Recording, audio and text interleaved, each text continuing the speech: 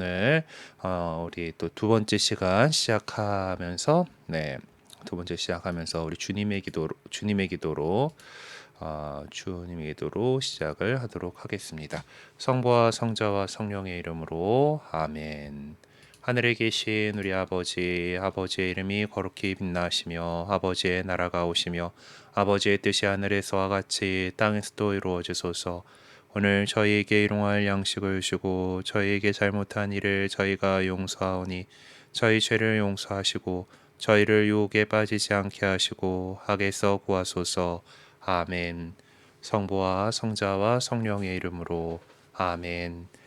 네, 우리 또 다시 가상 회의실에서 이렇게 함께 모이게 됐습니다. 네, 오늘은 우리가 이제 여러 가지 공간 복음들 안에서 보면은 지금 새 복음서에 다 나오는 이야기가 있는 경우가 있고, 또 그들 중에서 뭐 마테오하고 마르코만 나온다던가 마르코하고 루카만 나온다던가 마테오하고 루카만 나온다던가 하는 그런 식으로 여러 케이스들이 있었어요. 그래서 그것을 우리가 공부를 했었는데, 지난번에는 마테오하고 마르코가 같이 이렇게 사용한 원천에 대해서 한번 그 순환기를 통해서 이렇게 봤었고요. 오늘은 이제 모든 복음서에, 그러니까 공간 복음서 세 군데에 다 같이 나오는 베드로의 병든 장모를 고쳐주신 이야기를 서로 비교해 보면서 오늘 한번 그 공통전승에 대해서 한번 살펴보도록 하겠습니다. 네. 예, 우리 교재 53쪽에 보면은 베드로의 병든 장모를 고쳐준 이야기라고 해서 이제 공통 전승에 속한 이야기하고 나왔죠. 이제 공통 전승이니까 이제 마테오나 마르코나 루카 전체에 다 나오는 이야기다라는 그런 뜻입니다. 베드로의 병든 장모를 고쳐주신 이야기를 마테오, 마르코, 루카 세 복음서 모두가 전해줍니다. 우리는 이 이야기를 공통전승에 속하는 이야기로 말하죠. 그래서 이것을 좀 집중적으로 분석해 보면서 복음서 저자들이 전승으로서 전해받은 복음의 원천들을 어떤 식으로 자기 방식대로 사용을 했는가를 한번 좀 살펴볼 수 있을 것 같습니다. 그러니까 분명히 이제 그 전에 어떤 이야기가 형성되었기 때문에 그 소스를 이제 보고서 이제 참조를 이렇게 하면서 이야기를 풀어 나가는데, 어떤 각자의 또 사과에 따라서 자신의 그 상황에 따라서, 그리고 또 자기가 뭐 알고 있는 다른 그런 것들을 조금 이제 살들을 조금 더 붙여가면서 이제 작업을 분명히 했으니까, 그러니까 이 세 곳에서 공통적으로 나오는 그런 부분들은 아마 그 전에 형성되어 있던 이 공통 전승 속에서 이미 있는 부분이 아닐까라고 이렇게 생각을 해볼 수가 있겠죠. 그렇게 해서 우리는 좀 한번 이 문학적 비평 작업을 해보면서 지금 우리가 갖고 있는 본문으로 이제 완성되기 전에 이 본문 이 이야기가 초대교회 공동체 안에서 어떤 식으로 이제 유포가 됐었을 거고, 또 어떻게 편집 단계를 거쳐서 지금의 이야기로 형성되었는지를 살펴보도록 하겠습니다. 그래서 이제 우리 교재 보면은 마테오 복음서, 마르코 복음서, 루카 복음서를 이렇게 옆으로 좀 공관해 놓고 이렇게 쪼르륵 같이 놓고서 이야기를 펼쳐 나가고 있어요. 일단 요 본문 내용들은 지금 각자 책으로 한번 좀 휘리리 이제 읽어 보시면서 이제 이 내용으로 한번 들어가 보도록 합시다. 자, 각 복음서 맥락 안에서 이 본문이 어디에 위치하고 있는가라는 거예요. 이제 시몬의 병든 장모를 고쳐주신 이야기는 이제 위에 도표에서 본처럼 이 세 복음서가 똑같이 전해주는 공통전승 속에 속하는 그런 이야기입니다. 하지만 이 이야기는 각 복음서 안에 어디에 배열되어 있는가를 보면은 좀 약간의 차이가 있음을 우리는 발견할 수 있을 거예요. 마르코 복음서에서는 첫 번째 제자들을 부르시는 그 내용이요. 그러니까 카파르나움에 있었으니까 그냥 거기에 이렇게 있고, 루카 복음서 같은 경우는 그렇게 첫 제자들 부르시는 내용 전에 이 이야기를 배열을 하고 있고요. 그리고 마태복음서 같은 경우는 첫 번째 제자를 부르시는 장면과는 관계없이 이 이야기를 배열하고 있습니다. 그냥 그래서 이 맥락 안에서 배열되어 있는 상태로 본다면은 마르코 복음서하고 루카 복음서가 함께 따르고 있는 전승이 하나 있고 마테오 복음서가 따르고 있는 또 다른 전승이 있다라고 할 수 있겠지만은 이런 맥락적인 연구는 지금 우리 책의 관심사가 아니에요. 그래서 이 이야기 안에서 각 복음서에 배열되기 이전의 전승이 어떤 것이었는지 알아보는데 좀 주력을 해보려고 합니다. 자, 그래서 마르코와 루카가 전해주는 본문 내용은 보면은 결국 이제 그 마르코 복음서 안에서 이제 보면은 이 베드로의 병든 장모를 고쳐주신 이야기는 카파르나움에서 하루라는 테두리에 이제 예수님께서 뭐 이제 가르치기도 하고 이제 그 회당에서 병든 사람 그 쫓아내고 뭐 이제 고론 그리고 나서 이제 베드로의 집으로 가가지고 이제 그 전동 장모를 고쳐주고 이제 그러고 났더니 이제 저녁이 돼서 안식일이 끝났잖아요. 그래갖고 이제 사람들이 다 이렇게 병든 사람들 앓는 사람들을 이렇게 데리고 왔다. 예, 그래서 그 이야기가 이렇게 그 전해지는데요. 그리고 나서 이제 또 밤에 새벽에 이제 기도하러 가셨다가 이제 더 다른 고을로 가자고 하시면서 이제 잠시 그 카파르나움을 떠나시는 예수님의 모습을 전해줍니다. 예, 그리고 성경학자들이 요약 부분이라고 부르는 이제 이런 이야기, 이제 온 갈릴리아를 다니시면서 회당에서 복음을 선포하시고 마귀들을 쫓아내셨다라는 결론으로 이 카파르나움에서의 하루에 관한 이야기를 끝맺고 있어요. 그러니까 이제 카파르나움에서 그 하시던 일들을 온 갈릴리아를 다니면서 하셨다. 예. 회당에서 복음을 선포하고를 이제 그 앞에 이미 회당에서 권위 있게 가르치시고 그리고 더러운 영들을 쫓아내시고 뭐 이런 것들을 해서 마귀들을 쫓아내셨다. 복음을 선포하시고 마귀들을 쫓아내셨다라고 하는 그것으로 이제 이 이야기를 끝내고 있어요. 자, 근데 이제 그 마르코 복음서하고 루카 복음서가 전해주는 이 장소의 그 때와 장소가 이 두 복음서 안에서 우리는 완전히 일치하고 있는 것을 알 수가 있습니다. 그리고 이 이야기는 이제 우리 구원자 그리스도 예수께서 나타나셔 환히 드러났습니다. 그리스도께서는 죽음을 폐지하시고 복음으로 생명과 불멸을 환히 보여주셨습니다는 티모테오 후서의 그 말씀처럼 이제 그리스도 예수님께서 이 생명과 이제 그런 그 이제 공생활을 처음 시작하시는 그 장면이잖아요. 이제 우리에게 복음을 전하고 그 메시아의 시대를 열어 보이시는 그 당신을 이렇게 나타내 보이시는 그 이야기죠. 자, 그런데 예수님께서 당신을 처음 나타내 보이신 이 날은 카파르나움에서의 하루 이 이야기를 전해준 첫머리에서 지적하듯이 안식일이었어요. 안식일이니까 회당에 모였죠. 네. 이제 그리고 이제 이것은 또 다른 시장은 표지가 저녁이 되고 해가 지자 이제 안식일이 끝났어요. 그러니까 사람들이 주변 동네에서 병든 이들과 마귀 들린 이들을 예수님께 데리고 왔다라고 하는 그 이야기에 나타나죠. 그러니까 안식일법에 이제 그 당시에는 또 이제 안식일을 잘 지켜보겠다고 안식일법을 이렇게 여러 가지 이제 법규들이 있었잖아요. 그 가운데에는 하루에 얼마나 걸어갈 수 있는지 그런 내용도 있어요. 그러니까 회당들은 이제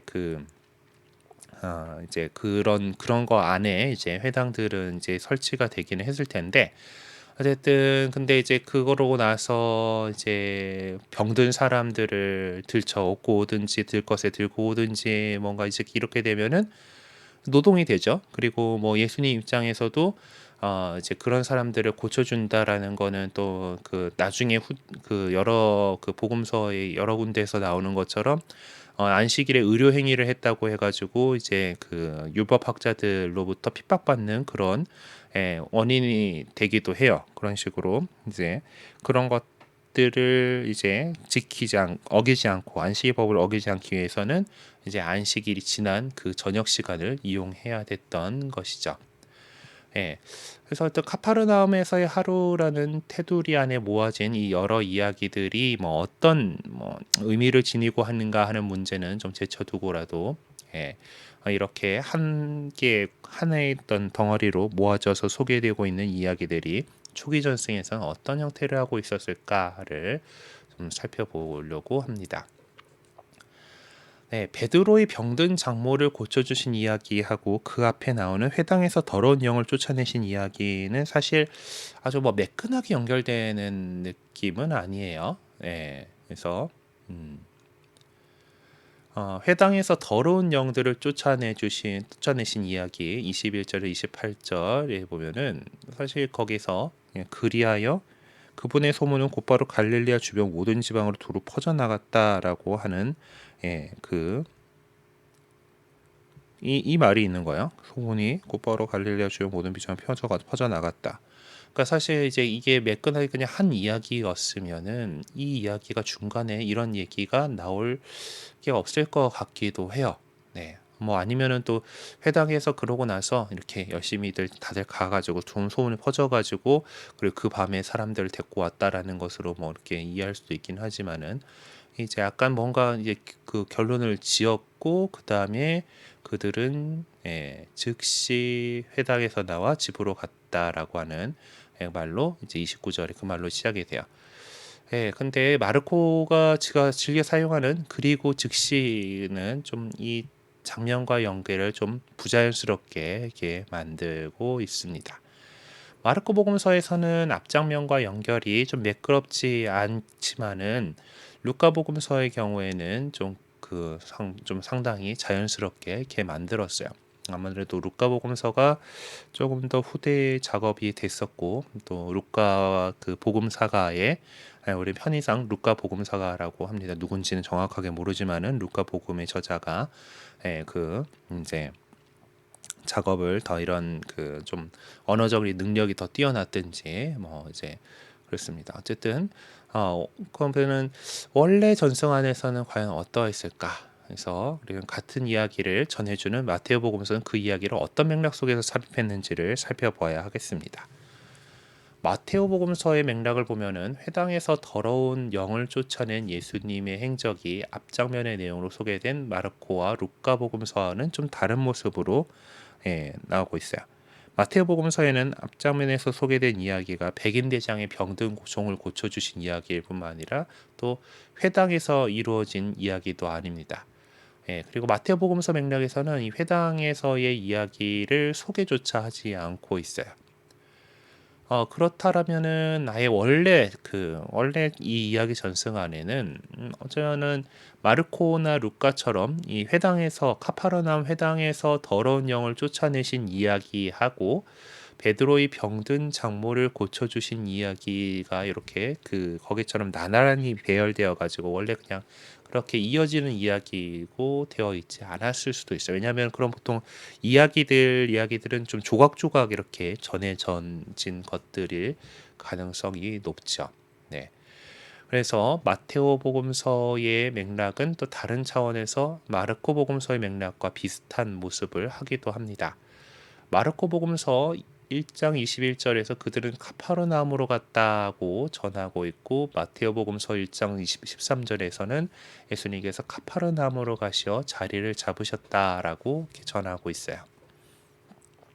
또 그런가 하면 마르코 복음서 1장 22절은 사람들은 그분의 가르침에 몹시 놀랐다. 그분께서 율법 학자들과 달리 권위를 가지고 가르쳤기 때문이다라고 이렇게 표현하는데 이제 마테오 복음서는 7장 28에서 29절 예수님께서 이 말씀들을 마치자 군중은 그분의 가르침에 몹시 놀랐다. 그분께서 자기들의 율법 학자들과 달리 권위를 가르치셨기 때문이다라는 이 표현이 좀 비슷한 내용으로 이렇게 되어 있습니다. 물론 이제 이거는 예수님의 가르침이 거기서 발생시킨 야기시킨 결과를 요약해 주고 있는 것이죠. 마테오복음서와 마르코복음서, 루카복음서 이 두 전승들이 예수님의 가르침과 억적을 연계시키고 있다는 점에서는 같은 모습을 보여주고 있다라고 할 수 있을 겁니다. 그런데 사람들이 왜 놀라움을 금치 못했던 것일까? 예, 이 이유에 대해서 마르코복음서, 루카복음서의 경우는 회당에서 더러운 영을 쫓아낸 이야기 다음에 그 끝부분에 밝히고 있는 거죠. 27절, 그 7절에서 그 실제 한번 봅시다. 마르코복음, 예, 이건 성경으로 가야 되지 여기는. 마르코복음, 네, 그래서 그 이제 그거죠. 이제 그 권위 있는 가르침이 새롭고 권위 있는 가르침이다라고 사람들이 얘기하는 거예요. 저희가 더러운 영들에게 명령하니 그것들도 복종하는구나라는 그런 거죠. 아, 이렇게 그 영을 더러운 영을 쫓아내시는 그 사건으로, 예, 그것에 대해서 보고서 어, 놀랍고 이제 그분의 말에 힘이 있다. 권위 있다라고 하는 것은 말에 힘이 있다라는 뜻이잖아요. 예. 그래서 그 사람의 말이면은 이루어질 것이다라는 것을 그 우리가 다 같이 아는 경우, 그리고 그것이 맞다라는 것을 다 같이 아는 경우에 그 사람의 그 말은 권위 있다라고 표현을 하는 거거든요. 예. 근데 그런 그러니까 갖고 있는 그 말에 갖고 있는 힘에 대한 것이 바로 권위라면은 그 말로써, 예, 더러운 영을 제어할 수 있다. 야, 너 나가라고 했을 때 더러운 영이 나간다라고 하면 아, 저 사람 말에 정말 힘이 있구나라고 하는 것을 이렇게 볼 수가 있죠. 예, 루카복음서도 아마 마찬가지의 표현을 하고 있는 것 같아요. 4장 36절이죠. 네, 4장 36절. 이제 여기도 같이 이게 도대체 어떤 말씀인가? 저희가 권위와 힘을 가지고 명령하니 더러운 영들도 나가지 않는가 하며 서로 말하였다라고 이제 그 예수님의 그 권위에 대해서 이렇게 어떤 더러운 영과 연관지어 가지고 이제 얘기를 하고 있습니다. 근데 마테오복음서에서는 마르코복음서와 루카복음서와 밝힌 것 같이 예수님의 가르침을 듣고 그 군중들이 경탄한 것을 이것이 마치 산상설교의 5장부터 7장의 그 결론인 것처럼 제시하죠. 아까 있던 그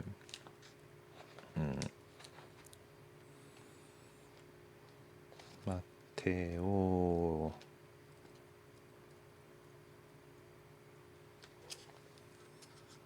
네, 마테오복음서에서는 이렇게 끝나요. 이제 7장이 그들께서는 자기들의 율법학자들과는 권위를 가지고 가르치셨기 때문이다라고 하는데, 근데 요 경우 같은 경우는 지금 그 산상설교의 여러 가지 이제 그 말씀들에 대해서 군중들이 경탄을 한 것이고, 그냥 그 가르침 자체만으로 이제 그 아주 군중들이 이렇게 어, 대단한 말씀이구나 그런 경탄을 했다라고 이렇게 표현을 하고 있습니다.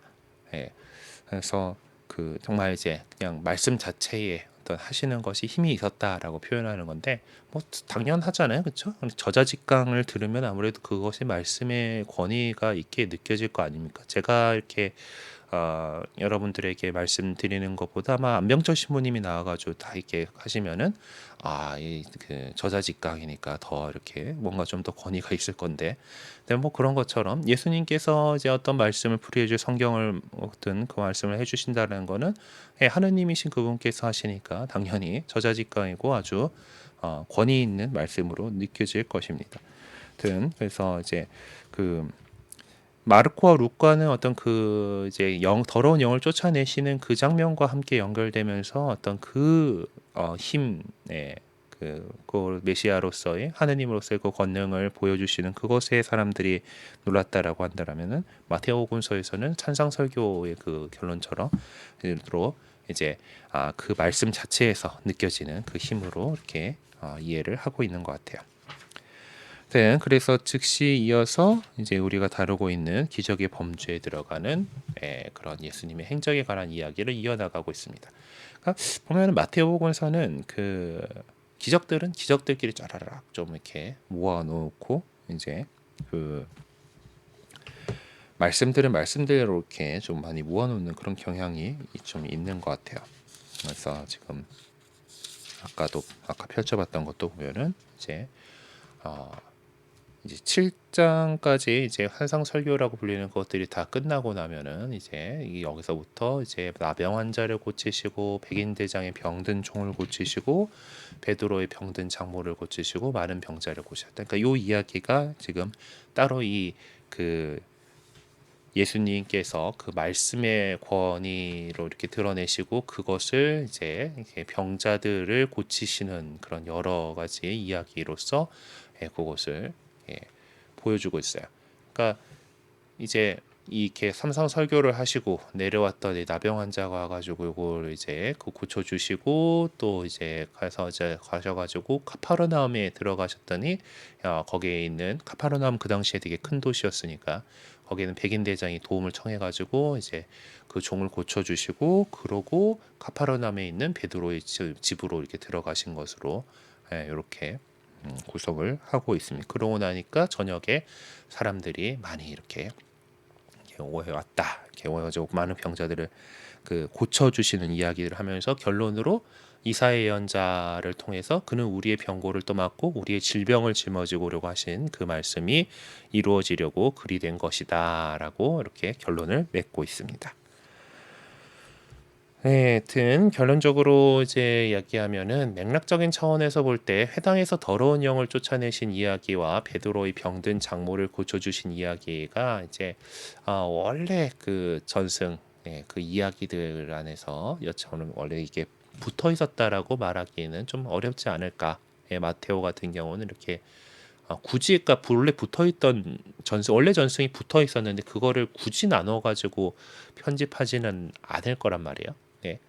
그거를 이제 좀 마테오가 이렇게 그 편집을 한 것을 보면은 이것도 어떤 의도를 가지고 또 같이 묶어 놓은 것이 아닐까라고 지금 그래서 특별히 마르코 저자가 신학적으로 편집한 것이다라고 우리의 교재는 주장을 하고 있는 거죠.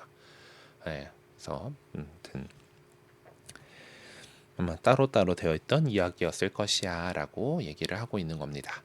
자, 마테오 본문을 좀 더 살펴봅시다. 마테오 복음서 저자는 이렇게 카파르나움에서 하루라고 이제 뭐 이건 우리 후대 사람들이 이제 이것들을 마르코와 루카에 나오는 이 이야기 세트를 그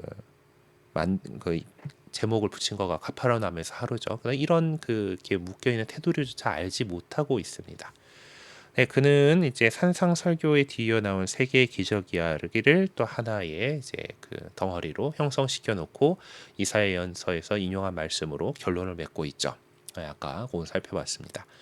마태복음서 저자는 예수님께서 나병 환자, 백인 대장의 병든 종, 베드로의 병든 장모, 그리고 마귀 들린 이들. 그러니까 옛날에는 모든 병을 다 마귀 들린 거다라고 보았기 때문에 하여튼 병자들을 고쳐주신 것으로 우리의 병고를 떠맡고 질병을 짊어진 종임을 장엄하게 선포합니다. 마테오복음서 저자가 인용한 이사야서의 내용은 죄악을 짊어지신 예수님이 아니라 질병과 병고를 짊어지신 예수님의 모습을 보여줍니다. 네. 이 세 개의 기적 이야기들 안에서 문제가 됐던 것은 질병이죠. 질병. 네. 질병으로부터 자유롭게 해주신 분. 네. 뭐 옛날 사람들의 그 생각에서는 질병은 질병 마귀가 들린 거기 때문에 하여튼 그래서 마테오복음서 저자가 전해주는 이 세 개의 기적 이야기 8장에 나오는 그 이렇게 고쳐진 이야기는 예수님께서 동족들의 병고와 질병을 걸머지심으로써 죄인들을 속량하시게 될 구원자이심을 예고하셨다라는 의미를 전해주고자 했던 거죠. 그래서 베드로의 병든 장모, 그러니까 장모가 이제 그 열병에 이렇게 고생을 하고 있는 것은 그 질병이라고 하는 그것에 우리가 인간이 구속되어 있는 그런 상태잖아요. 그러니까 그것을 이제 풀어줘 가지고 여기서 구속을 상징하는 구원과 속량이죠. 네, 구원하시고 속량하는 그렇게 다시 이제 그 마귀의 지배에서부터 풀어주시고 다시 그러니까 우리 자유인으로 하느님의 자녀로서 해방시켜 주셨다라는 그런 상징의 표징으로서 의미를 갖고 있는 것입니다. 그래서 지금까지 우리는 이제 마르코 복음서의 원천인 전승과 마르코 복음서, 루카 복음서의 원천인 전승이 따로 있었을 것 같다라는 가정을 전제로 이렇게 좀 살펴보았습니다. 그래서 마르코 복음서와 루카 복음서 그리고 마테오 복음서가 이제 독립되어 있거나 아니면 이 하나의 군으로 모아놓은 이제 하나의 이제 일체성을 형성하고 있던 이야기들을 전송으로 전해받아서 자기의 복음서를 만들었는데 그 가운데에 자기의 신학적인 주장을 뒷받침해 줄 수 있는 그 이제 이 이야기를 삽입시켰다라고 이렇게 말할 수가 있을 것 같습니다. 그래서 각자의 그 복음서 저자들의 의도에 따라 가지고 이제 이 이야기들을 이렇게 했던 거예요. 그러니까 지금 제가 지금까지 거를 정리를 해보면은 어떤 이제 예수님 이야기가 이야기들이 전해져 올 거잖아요. 여러 가지 이야기들이 전해져 여러 이야기 조각들이 전해져 올 거고 그것을 누군가가 아마 이제 작업을 했을 텐데 지금 맨 마지막 상황에는 이제 마테오하고 마르코하고 루카가 이렇게 존재하고 있는 건데 마르코하고 루카는 지금 둘이 비슷한 그거니까 이미 이 복음서가 형성되기 전 단계에서 어떤 이 이야기가 편집돼서 들어가는 그런 어떤 전승이 있었을 거라고 보고 마테오 복음서는 그냥 이 그 더 전의 전승에서 바로 이렇게 취한 것이 아닐까라고 이렇게 생각을 해볼 수 있겠죠. 네, 그러면은 베드로의 장부를 취해주신 이야기를 조금 더 이제 자세히 들여다 보도록 합시다. 마르코 복음서의 그 경우를 보죠. 네, 이 이야기는 마르코 복음서의 가장 특징적인 모습을 보여주는 이야기 중에 하나로 이제 베드로의 병든 장모를 고쳐주는 순간을 목격한 사람이 전해준 생생한 이야기를 받아 쓴 것처럼 보입니다. 그리고 즉시라고는 이 말 이거는 좀 맥락과 상관없이 사용되고 있는 것 같다라고 많은 학자들이 거론을 하고 있어요. 예수님의 갈릴레아 전도를 이제 하면서 가장 먼저 네 명의 어부를 당신의 제자로 부르셨죠. 여기서 이 장면에서 나오고 있는 시몬과 안드레아, 제베데오의 두 아들인 야고보와 요한입니다. 이들은 이제 예수님을 따르면서 그분께서 행하신 기적적인 행위들을 목격한 장본인이죠. 그래서 그렇다라면은 베드로의 병든 장모를 고쳐주는 이 장면에서 그들이라고 하는 3인칭 대명사가 주어로 이제 사용을 하고 있는데 이 그들은 뭘까 이제 어 근데 복음사가가 쓸 때는 그들이라고 쓰면 되는 거 아니야? 근데 왜 굳이 그 우리 근데 뭐 어쨌든 그뭐 따라가 봅시다. 그들이란 3인칭 대명사가 이제 주어로 사용하고 있는데 이제 그들이 누구냐? 이제 이야기 안에서 네 명의 제자들 이름이 다 거론되고 있는데 이 아람어에서는 이제 그들 3인칭 복수 대명사가 1인칭 복수 대명사인 우리와란 말과 동일한 가치를 지니고 있기 때문에 그냥 대강 우리라고 이렇게 알아들어도 될 것이다라고 우리 교재는 그 주장을 하고 있어요. 그러니까 어떤 형태를 이제 회당에서 나오자마자 즉시 우리는 우리 집으로 갔는데 야고보와 요한이 우리를 뒤따라 들어왔다. 나의 장모님은 열이 나와서 누워 계셨다. 이렇게 이제 좀 그 베드로 사도의 시각에서 이렇게 이야기를 이렇게 풀어놓을 수도 있겠죠. 근데 이제 그 이야기 근데 참 왜 이거를 지금 여기서 끄집어내신 거지? 나도 잘 이해가 안 되는데.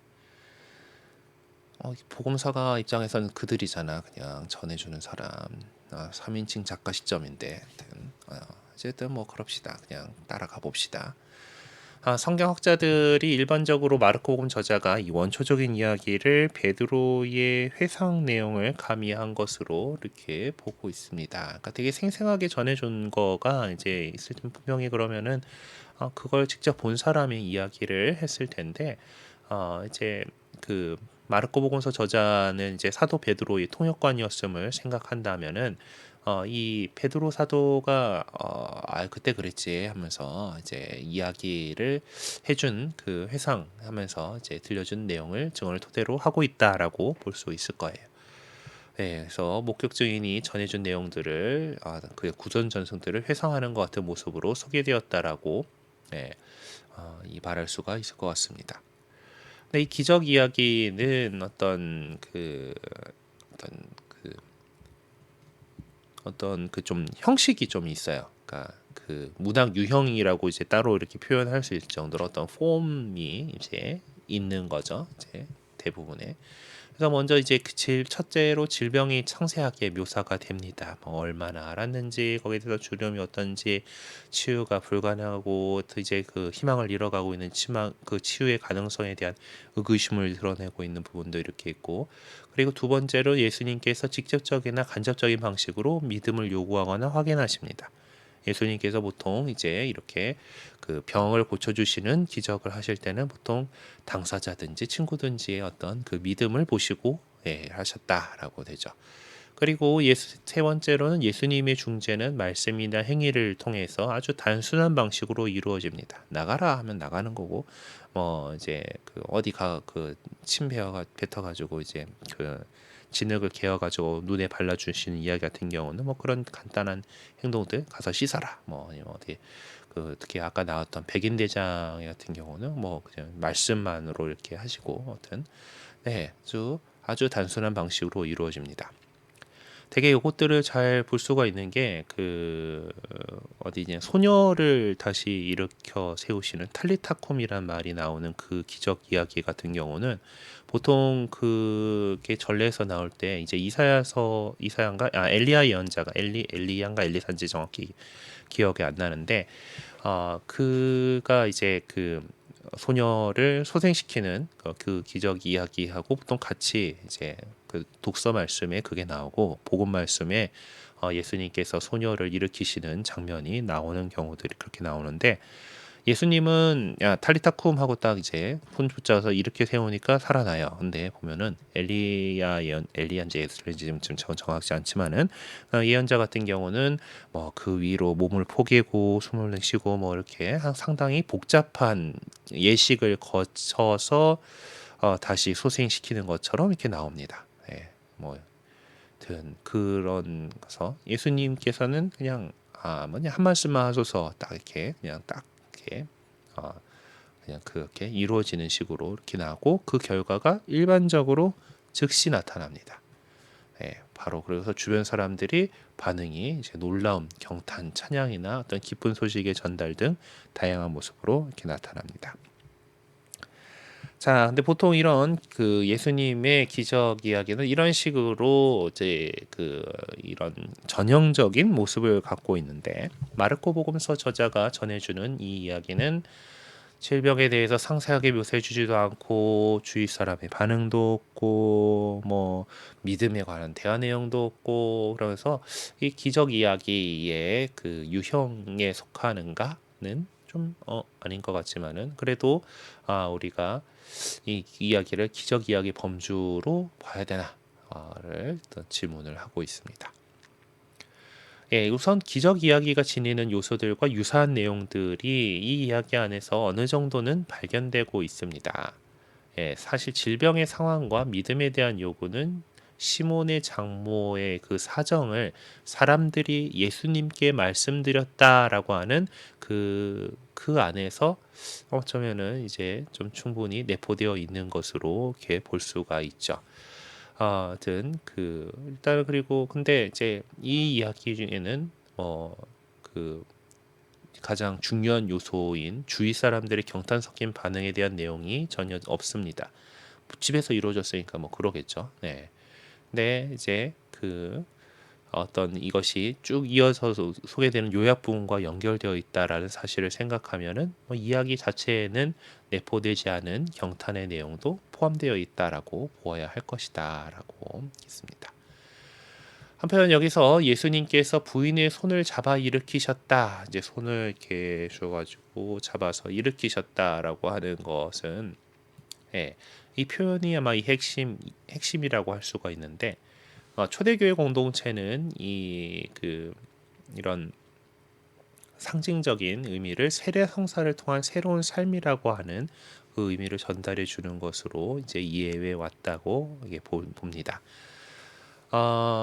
이제 그 세례성사 예전에도 이제 말씀 몇 차례 드렸을 것 같은데 이제 그 원래는 침례라 그랬죠. 예, 강에 가가지고 이제 물에다 푹 담급니다. 이제 꼴꼴꼴꼴꼴꼴 해가지고 아이고 죽겠다 할 때쯤 되면은 잡아서 건져내줘요. 예, 그래서 그렇게 그러니까 그 우리가 그 물 속에 잠겨서 그 전에 나는 죽고 그리고 예수 그리스도와 함께 다시 부활한다라는 죽음과 부활에 대한 그것이 세례성사가 이렇게 갖고 있는 중요한 상징이라고 말씀드렸을 겁니다.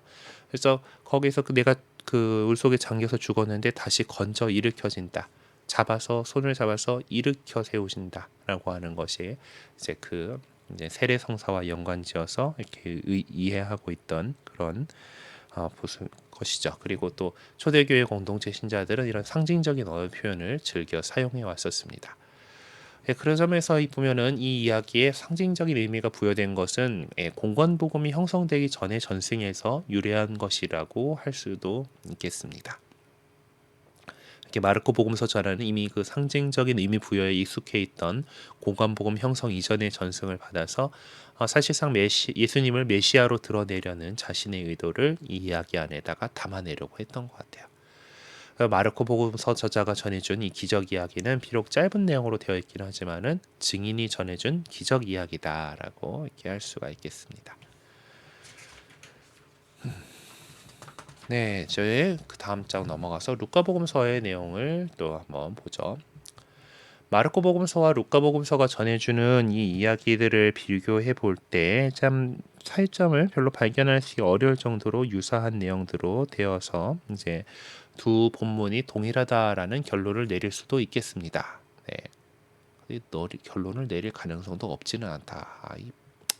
깔끔하게 좀 표현해 주면 어떨까 해서. 그러나 베드로의 병든 장모를 고쳐주신 이 이야기를 중심으로 선행하는 본문과 뒤어 나오는 본문을 더 매끄럽게 연결시키고 있는 루카복음서가 이제 마르코 복음서보다 훨씬 더 짜임새 있고 균형 잡힌 모습을 보여주고 있죠. 루카복음서에서 보면은 예수님께서는 회당을 떠나서 시몬의 집으로 이렇게 가십니다. 그리고 거기서 마르코 복음서에서 언급된 야고보와 요한, 그 제베데오의 아들들에 관해서는 이런 방구도 없죠.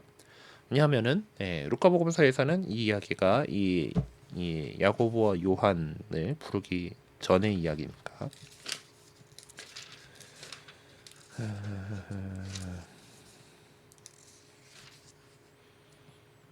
네, 그러니까 지금 아까 보시지만은 이 고기잡이 기적의 어부들을 제자로 부르신 이야기는 뒤의 이야기예요. 그래서 회당에서 이렇게 더러운 영을 고치고 그때 시몬의 집을 이렇게 가시게 됐는데,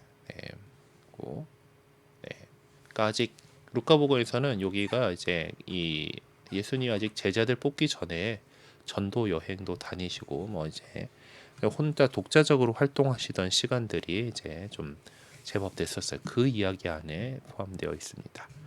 그래서 그 아직 야고보하고 요한을 뽑기 전이니까 그래서 거기에 대해서는 언급이 없죠. 한편 마르코 복음서에서 시몬의 장모가 열병으로 누워 있다고만 지적하고 있는데 루카 복음서에서는 심한 열에 시달리고 있었다라고 전함으로써 병의 상태가 심각했다라는 것을 지적하고 있습니다. 근데 열이 나가지고 누워 있을 정도면 심하긴 심했지 않을까? 네, 어쨌든 표현에서 그렇다라는 거니까. 그러니까 여기 시몬의 병든 장모를 고치신 이제 오면은 심한 열에 시달리고 있어서라고 하고 이제 열병으로 누워 있었다보다는 좀 더 세게 표현한 것 같다라는 거죠. 병의 상태가 심각한 것으로 묘사한 것은 열병에 걸렸다는 사실 자체를 전해주기보다는 그러한 심한 열병이 치유됨으로써 기적의 능력이 얼마나 대단한 것인가를 보여주기 위해서입니다. 사실 루카복음서 저자는 베드로 장모가 즉시 일어났다고 구체적으로 밝혀주고 있어요. 그러니까 그래서 아까 그 기적 이야기, 병을 고쳐주신 기적 이야기의 이제 네 번째 특징인 예수님께서 중재하신 결과가 그 즉시 그리고 가능한 빨리 나타난다라는 그것에 해당하는 것입니다. 그런가 하면 루카복음서에서는 마르코복음서가 전해준 본문과는 달리 사건이 끊임없이 주석되고 있는 것 같다라는 느낌을 줍니다. 한번 앞에 가가지고 한번 볼까요? 이거는 교재에 그냥 있었을 테니까. 예, 마르코하고 루카가 같이 이제 그 제시가 되어 있죠. 그래서 시몬을 들어가셨다. 열시라 열리고 있어서 사람들이 예수님께 청하였다. 그리고 그 부인에게 달아서 솜을 잡아 일으키시니 대 열이 가셨다. 시중을 들었다.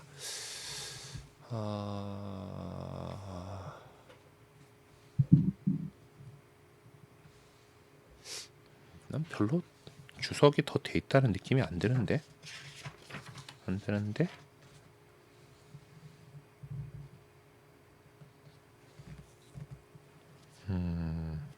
뭐 보죠. 읽어 나가 보죠. 루카복음서에서 마르코복음서와는 달리 열병을 앓고 있는 베드로의 장모의 손을 잡지 않고 열을 꾸짖어 열병을 고쳐주신 예수님의 모습을 전해주죠. 그래서 열을 꾸짖다라고 하는 형태는 아까 그 조금 그 마르코 때하고 좀 다른 부분이 마르코는 장모의 그 열을 앓고 있는 장모의 손을 잡아서 일으켜줬다. 그러니까 아까 뭐 세례하고 연관되는 어떤 그런 상징적인 표준 그 언어 사용으로서 그 손을 잡아 일으켜 세웠다라고 하는 것으로 이렇게 적었다면은 루카복음서는 그 열을 꾸짖어요. 그러니까 그 이거는 그러니까 어떤 구마 행위에 해당하는 것처럼 이제 루카 복음서 저자가 즐겨 사용하는 표현이기도 하죠. 베드로의 병든 장모를 고쳐주신 이야기 전에 이제 회당에서 더러운 영을 지닌 사람으로부터 영을 쫓아낼 때도 꾸짖다라는 표현을 사용합니다. 예. 그리고 그런가 하면 예수님께서는 당신을 하나님의 아들이라고 고백하려는 마귀들도 꾸짖으셨다라고 전해주죠. 그래서 루카복음서 곳곳에서 또 풍랑을 가라앉힐 때도 풍랑을 꾸짖으시고 영에 사로잡힌 아기를 고쳐줄 때도 그 영을 꾸짖으시고 그리고 하늘에서 불을 내려 저를 불살라 버리기를 원하십니까라는 야고보와 요한에 대해서도 꾸짖으세요. 이런 동사를 사용을 하고 있는데 그래서 그 루카복음서 저자는 임상적인 측면에서 질병에 관심을 가지고 있기도 하지만은 질병이란 악마에 사로잡혀 있음을 보여주는 증거라는 것을 계속해서 잊지 않고 있습니다. 예, 이제 이 거점은 등 굽은 여인을 고쳐주는 이야기 속에서 구체적으로 확인할 수 있어요. 루카복음서 저는 그 등이 굽어 펼 수 없는 상태에 있었다라는 그 사실만을 전해주는 것이 아니라 그 여인이 18년 동안 병마에 시달리고 있었다라고 분명하게 이렇게 밝히고 있죠. 그런 기간 동안에 그 여인이 영에 사로잡혀 있었던 것이다라고 보는 거죠. 이 이야기에서 우리 관심을 끄는 것은 예수님의 구마 행위입니다. 네. 또 하야라는 분이에 관한 8장 43절의 이야기는 또 좀 다른 차원의 이야기다라고 하는데 하야라는 부인 이야기 같은 경우는 특별히 어떤 그 마귀하고의 연관성, 이렇게 뭐 예수님이 꾸짖는 그런 행동이 나타날 그게 없는 상태죠. 그러니까 이 여인이 어떤 예수님께서는 나의 이 병을 고쳐줄 수 있어라고 하는 그 믿음으로 저분의 옷자락 손에다가 손을 대기만 해도 낫겠지라는 그 믿음을 가지고서 예수님이 특별히 뭔가 하지도 않으셨는데 그 믿음을 가지고 손을 댄 그 행동 자체로 예수님께서 힘이 발동하신 것, 힘이 나갔다라는 걸 느끼셨다라고 이렇게 하잖아요. 그러니까 그러면서 그 이제 어떤 예수님이 뭔가 꾸짖는다던가 어떤 액션을 취할 수 있는 그런 상황이 아니죠. 조금 그런 다른 차원의 이야기로 이렇게 제시를 하고 있습니다. 네.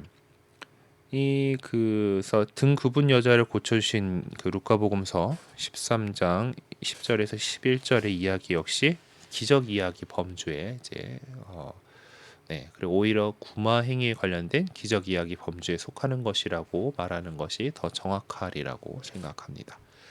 루카복음서 저자는 이와 같이 예수님을 선을 베푸시고 악령의 세력에 잡혀 있는 자들을 해방시켜 주심으로써 구원자가 지녀야 할 특성을 지니신 분으로 소개하고 있는 거죠. 예수님의 기적이라고 하는 것들은 다 이제 그분이 바로 그 약속된 메시아 그리스도이시다라는 거, 하느님의 아들이시다라고 하는 그것을 드러내 보여주는 방식으로 사용이 됩니다. 네, 그 다 이제 뭐 이제 마테오복음서가 특별히 더 이런 것들이 자세한데, 이제 과거에 어떤 예언자가 이렇게 얘기한 거, 특히 뭐 이사야 예언자에서 뭐 이렇게 뭐 예언된 것들이 다 이루어지려고 그리된 것이다라는 거기 때문에, 메시아의 시대가 오면, 이사야 예언자가 이렇게 메시아의 시대가 오면은 어떻게 될 건가, 뭐 절름발이도 뛰고 눈먼자가 눈을 보고 이제 그런 것들에 대해서 예언을 한 바가 있단 말이에요.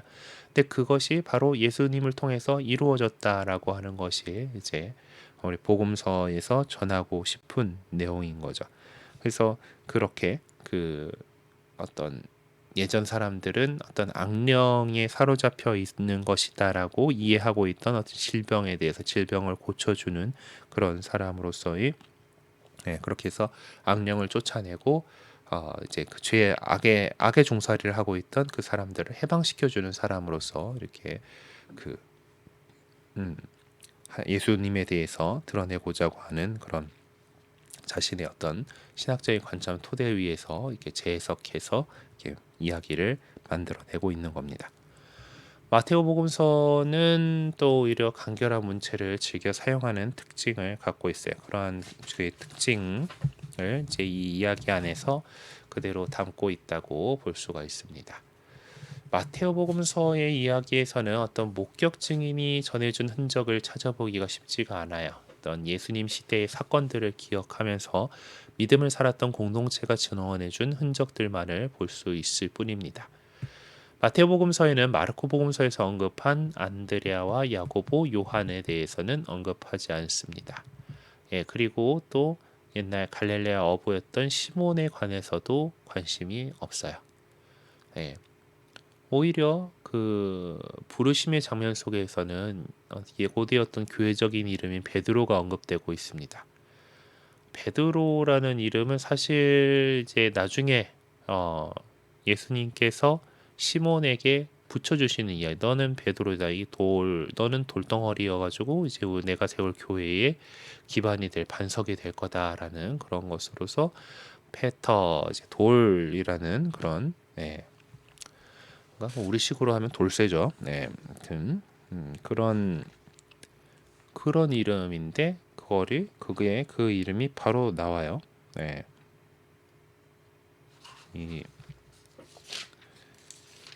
아까도 보셨지만은, 네, 이 베드로라고 아직 그 붙여주지도 않은 그 베드로라고 하는 이름이 바로 나옵니다. 네, 이야기에서 보면은 베드로는 그 집의 소유주로 그리고 사위로서만 소개되고 있을 뿐입니다. 그래서 뭐 마테오 복음서에는, 그러니까 이제 사람들이 이제 그 고쳐달라고 이렇게 간청, 이 베드로의 장모가 열병을 앓고 있다고 얘기하는 사람들이나 뭐 고쳐달라고 간청하는 사람들이나, 그러니까 마르코 복음서가 전하거나 루카 복음서가 전하고 있는 그런 내용들을 전해주지 않아요. 단지 예수님께서 베드로의 집에 들어가셔서 그의 장모가 드러누워 있는 것을 보시고서 고쳐주신 거예요. 이런 모습은 회당장의 집에서도 볼 수가 있습니다. 9장 23절의 이야기 한번 봅시다.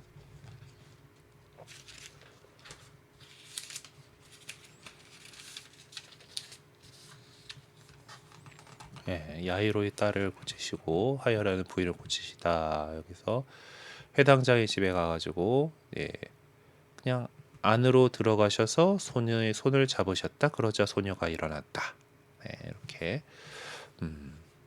이렇게 좀 되어 있습니다. 그러니까 루카복음서가 전하고 있는 것보다 되게 다른 복음서가 전하고 있는 것보다 요 이야기가 좀 간결해요. 네. 공관복음에서는 이제 한결같이 기적을 청하는 것은 믿음이라고 소개를 합니다. 근데 이 이야기 마테오복음서가 전하는 이야기에서는 예수님께서 전적으로 주도권을 쥐고 계십니다. 그러니까 뭐 누가 뭐 청해가지고 믿음을 보여주고 뭐 이제 그런 것이 아니라 그냥 예수님께서 들어가 보시니까 알아 누워 계시고 그래서 고쳐주셨다 이렇게 되어 있죠. 그러니까 본문화에서 행위의 주체도 전혀 바뀌지 않습니다.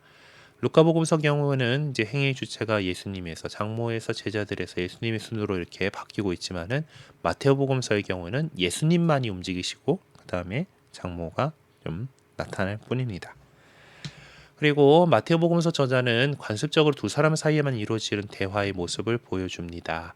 즉 예수님과 그분 앞에 있는 어떤 사회적 집단이나 어느 한 사람과의 대화를 설정하는 것이 이제 마테오가 즐겨 사용하는 고유한 방법이에요. 이 같은 예는 마테오 복음서 안에서 얼마든지 찾아볼 수 있는데 예수님과 마귀들이 대화하는 것 8장 28절 느낌을 한번 보기 위해서 가서 들어가 보죠.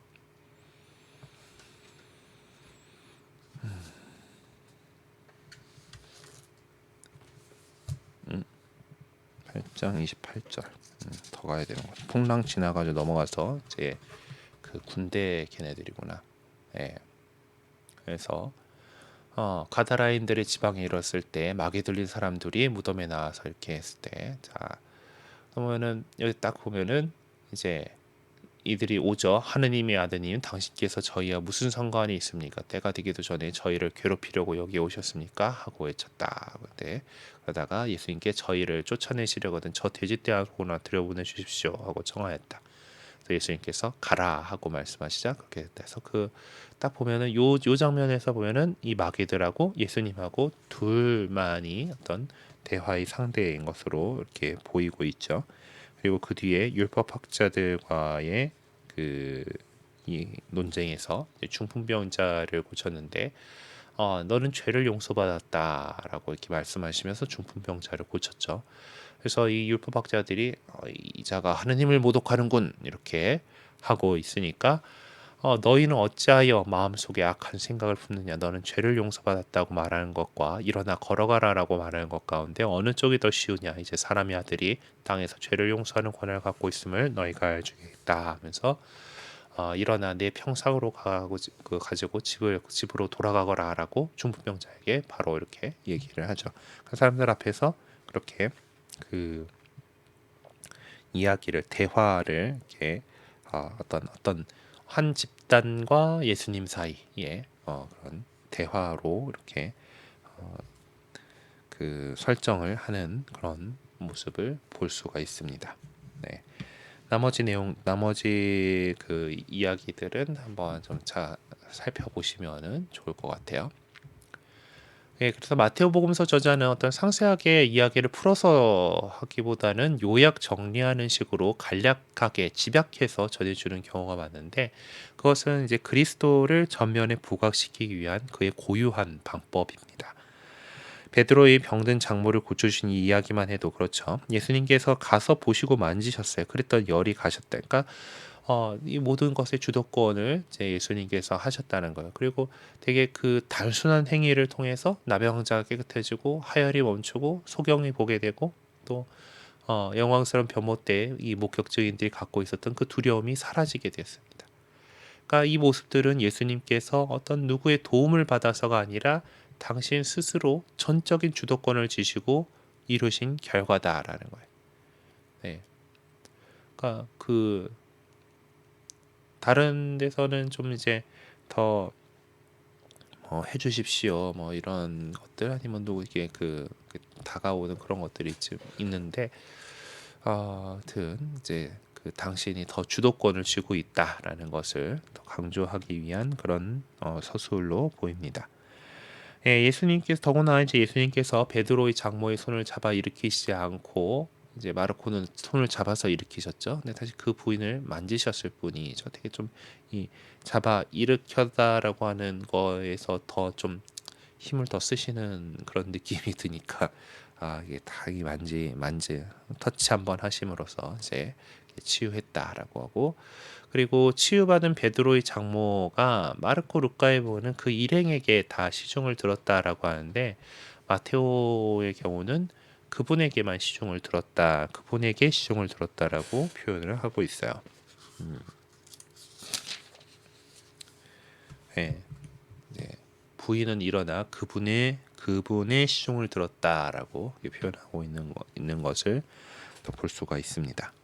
그래서 그 예수님에 대해서, 예수 그리스도에 대해서 더 강조하기 위해서 그랬을 것 같아요. 베드로의 장모님이 그렇게 일어났다고 해서 예수님한테만 시중 들지는 않았겠죠. 그들 모두에게 다 뭐 이제 같이 왔으니까, 집에 왔으니까, 아들하고 뭐 아들의 사위하고 이제 그 당시에 또 이렇게 또 유명하던 예수님하고 또 뭐 보험서에 따라서 이제 일행들이 더 있었는지 뭐 이런 것들이 있지만은, 하여튼 그냥 아무 다른 사람들은 신경도 안 쓰고 예수님한테만 시중 들거나 그러진 않았을 것 같긴 하지만은, 그래도 이 이야기들 안에서 마태복음서는 정확하게 예수님께서 주도권을 쥐고 있다라는 걸 표현하기 위해서, 또 장모니, 이 열이 낳은 베드로의 장모가 시중을 드는 것도 딱 그분에게 시중을 들었다라고 표현을 하고 있습니다. 이같이 마테오복음서 저자는 마르코복음서, 루카복음서하고 달리 주변에 이런저런 다른 인물들을 제거함으로써 의도적으로 치유 행위의 상징적 의미를 강조하고자 했어요. 그러니까 다시 말해, 열로 쓰러졌으나 치유를 통해서 일어서게 된 베드로의 장모의 모습을 통해서, 또 죄악으로 쓰러졌지만 예수님에 의해 일으켜 세워져 그분께 시중들 수 있게 된 인간의 모습을 표명하고자 했던 것이 또 마테오 복음서 저자의 고유한 신학적인 의도였다라고 할 수가 있습니다. 네, 그렇다면은 마테오 복음서 저자가 전해준 이 이야기는 그러면 어떤 형태에 속하는 걸까? 유형, 어떤 그런 전형적인 그 카테고리로 이렇게 넣을 수는 없는 것 같아요. 마태복음서 전해준 이 이야기가 어떤 고유한 의미에서의 기적 이야기의 범주에 속한다고는 할 수가 없습니다. 근데 이 이야기에 보면은 예수님만이 역사하고 계시는 거예요. 그래서 질병이란 그분께서 어떤 일하실 수 있는, 활동하실 수 있는 기회를 제공하는 도구일 뿐이에요. 그리고 더구나 마테오 복음서에서 전해주는 다른 기적 이야기들과는 달리 이 경우에는 대화도 없습니다. 그러므로 이 이야기는 이제 예수님께서 이루신 구원의 결과가 어떤 것인지 가르치기 위한 상징적 이야기로서 어떤 교리교육적인 목적을 지니고 있는 그런 부분이라고 할 수 있을 것입니다. 네, 근데 또 단일 전승일 가능성이라는 챕터로 넘어가 보죠. 네. 우리는 베드로의 병든 장모를 고쳐주신 이야기를 맥락적인 관점과 문학적인 관점에서 분석을 해봤습니다. 그 결과 우리는 두 가지 전승이 있었다고 결론을 내릴 수가 있는데, 첫 번째 전승은 베드로의 장모를 고쳐주신 이야기를 기적 이야기로 보는 전승. 그래서 경우에는 메시아 안에서 이루어진 하느님의 전능하신 능력이 강조되고 있고요. 마테오복음서처럼 이 이야기를 교리교육적인 이야기로 보는 전승으로 해서 이 경우에는 예수님의 행위 자체가 내포하고 있는 상징적 의미에 초점을 맞추게 됩니다. 이 전승 안에서 깊숙이 자리하고 있던 이 사건의 본질이 어떤 것이었는지를 규명하기 위해서는 우리가 결론으로 이끌어내는 이 두 개의 전승을 하나의 전승 안으로 가져가는 것이 가장 빠른 방법일 것입니다. 다시 말해, 이 이야기가 처음부터 갖고 있던 역사성 분명한 내용들을 이야기 안에서 찾아내면 될 것인데, 과연 그러한 작업이 가능할 수 있을까라고 이제 의문을 던지면서 이야기를 시작하네요. 대부분의 성경학자들은 이 이야기의 원초적 전승을 반영해주고 있는 것이 마르코 복음서고, 마테오 복음서와 루카 복음서는 마르코 복음서의 본문을 근거해서 작업을 했었을 것이다라는 견해를 갖고 있습니다. 뭐 여러 가지 벌써 볼 수 있듯이 마르코 복음서가 가장 먼저 작성된 복음서인 거고, 또 그리고 뭐 그 결과로서 이제 예루살렘이 로마인들에게 성전이 무너지는 그런 언급이 나오지 않는다라는 것들을 통해서 그 사건 이전에 작성된 것으로 이렇게 보고 있습니다. 그래서 더 일찍 이렇게 했기 때문에, 지난번에도 말씀드렸지만 세 개가 다 나오는 거는 마르코 복음서로부터 이제 다 받은 것이 아닐까, 예, 그 이제 그 페이지를 넘겨야겠다. 이제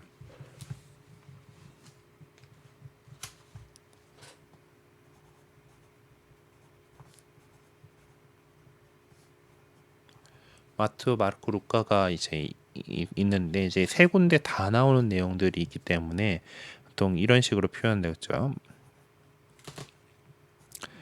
마테오가 있고 루카 복음이 조금 더 후대에 쓰였고 마르코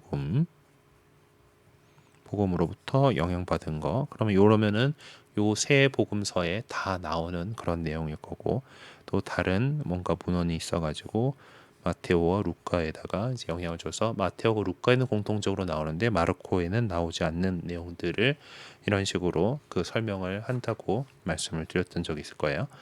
하여튼 그렇기 때문에 이제 보통 이제 마르코 세 군데 다 나오는 내용이 마르코 복음서가 원천이고 이제 마테오 복음서와 루카 복음서가 마르코의 본문에 근거해서 작업을 했을 것이라는 견해를 갖고 있습니다.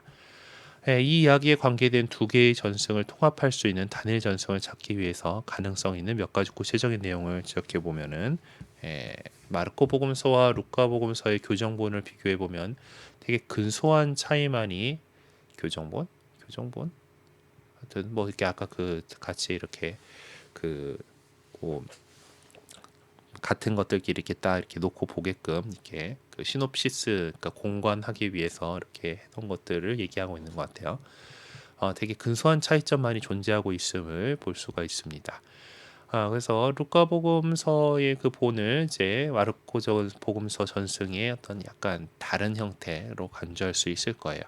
근데 마테오복음서는 그렇지 않죠. 예, 이제 그 전통적인 가정에 의하면 마테오복음서 저자는 마르코복음서 본문을 앞에 놓고 이제 그것을 보면서 작업을 했을 것으로 이렇게 봅니다. 그런데 이좀 이상한데 의문점이 생기는 게 두 가지가 있는데 첫째로 마테오복음서 저자는 어떤 이유로 선행하는 이야기 속에서는 군중과 예수님을 따르는 자들에 대한 내용을 보존하면서 베드로의 병든 장모를 고쳐주는 이야기에는 사건의 증인이 될 만한 사람들을 다 없애버린 걸까? 그리고 마테오복음서 저자는 무슨 이유로 예수님의 행위를 부각시키기 위해서 세 번에 걸쳐서 의도적으로 사용한 바 있는 다가가다라는 동사를 이 이야기에서는 사용하지 않았을까? 예, 그런 의문점들이 있다고 해요. 네. 그래서 이거를 통해서 이제 그 마테오 복음서와 마르코 복음서 사이에 직접적인 그러니까 마테오 복음서가 마르코 복음서를 이제 놓고서 이제 그것에 많은 영향을 받으면서 자신의 그 작업을 했다. 그러니까 그 문학적인 접촉이 있었을 것이다라는 가정을 좀 무색하게 만들어 버리는 것 같습니다.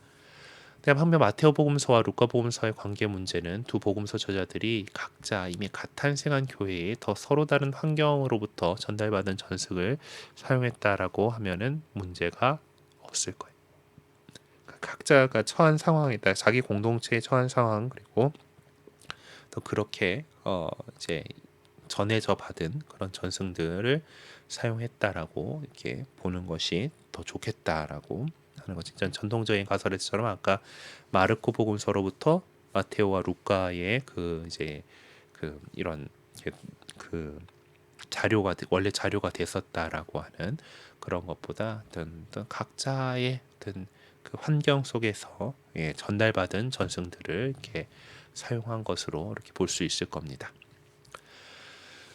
네, 이 이야기의 의미, 마르코 복음서 저자는 자기 복음서 전체의 관점에서 이제 카파르나움에서 하루를 구성하면서 이 기적 이야기 범주를 지켜가고 있어요. 이 기적 이야기라고 5가지 아까 조건 나왔던 거 있죠. 예수님께서는 당신의 다가온 죄인들을 용서하고 마귀에 사로잡힌 자들을 풀어주셨고 자신을 필요로 하는 사람들에게 자비를 베풀어 주셨습니다. 그래서 우리 신자들은 그러한 주님께로 우리 시선을 모아갈 수 있게 해주셔. 그런 분인 그렇게 당신을 필요하러 하는 사람들을 또 찾아가시고 그렇게 또 당신을 찾아온 사람들을 거절하지 않고 또 이렇게 다 고쳐주시고 예, 시몬의 장모를 고쳐준 다음에 저녁이 되자 사람들이 온갖 사람들을 다 이렇게 데리고 왔다는 얘기죠. 그들 다 고쳐주셨어요. 그러니까 그런 주님께로 우리 시선을 이제 그런 분은 우리 주님으로서의 그리스도를 만나기 위해서 그렇게 시선을 모아가고 있습니다. 네. 그러니까 시몬의 병든 장모를 고치신 이야기를 통해서 마르코 복음서 저자는 그런 예수님의 행위가 지금 모든 그리스도교 신자들에게 도대체 그분이 어떤 분이신가, 예수 그리스도께서 어떤 분이신가라는 그 질문을 제기한다라는 것을 일깨워주고자 하는 그런 예, 의도를 갖고 있습니다. 루카복음서의 경우에는 보다 좀 상세한 설명을 덧붙여가면서 이야기를 전해줍니다. 예수님께서는 시몬의 장모를 내려다보시며 그녀를 괴롭혔던 열흘 악령을 꾸짖으셔가지고 지체 없이 쫓아내서 그를 열병으로부터 해방시켜 주시죠. 그러니까 이렇게 해서 루카복음서의 경우는 예수님께서는 악으로부터의 승리를 일궈내시는 분으로서 이렇게 우리에게 보여주는 거죠. 네. 악으로부터의 승리를 일궈내시는 분. 네. 그리고 마테오복음서는 어떤 그 하나의 어떤 한 기적, 그러니까 지금 아까 그 얘기하고 있는 카파르나움에서 하루라고 하는 그 세트가 아니라 그냥 기적, 그 예수님께서 치유 기적 이야기들 가운데 하나로서 이렇게 전해주죠. 그래서 교리 교육적 관점에서 어떤 기적의 의미를 현실화시키는 데 주안점을 두고 있습니다. 네, 그리스도교 신자들은 예수 그리스도의 그 속해 있는 종이 된 사람들이죠. 그러니까 그 전에는 우리가 그 원죄로 인한 죄악의 사슬 속에서 죄악의 종살이를 하고 있었던 존재다라고 한다라면은 네,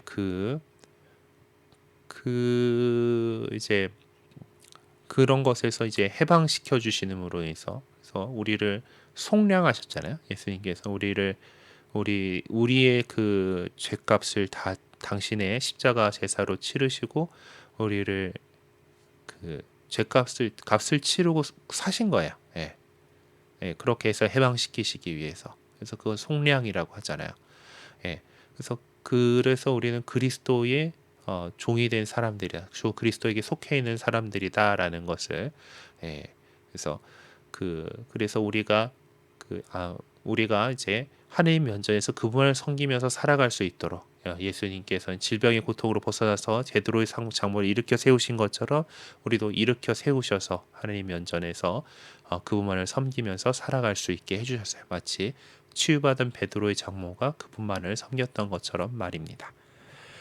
네, 오늘은서 이제 이 그 베드로의 장모를 고쳐주신 이야기를 통해서 한번 이 각각의 그 복음서가 갖고 있는 여러 가지 지금 의도들 이제 그리고 어떤 식으로 이 이야기를 편집하고 사용했는가를 좀 자세히 살펴보게 되었는데요.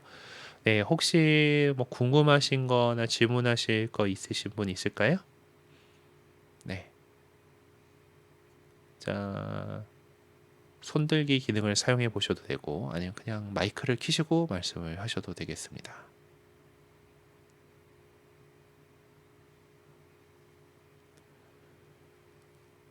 네.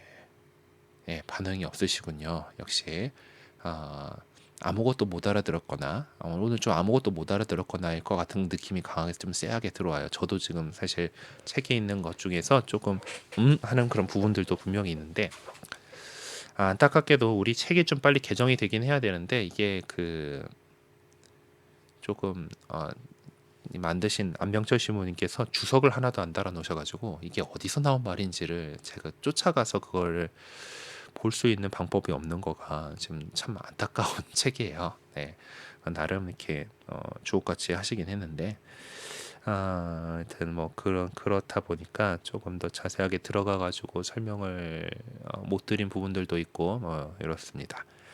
어쨌든 오늘 이제 집중력 연구 2번을 이렇게 살펴봤고요. 이제 다음 주는 이제 부활에 관한 이야기, 빈 무덤 발견 이야기를 살펴보면서 이제 11장 공간보고 문제를 이렇게 마무리를 해보려고 합니다.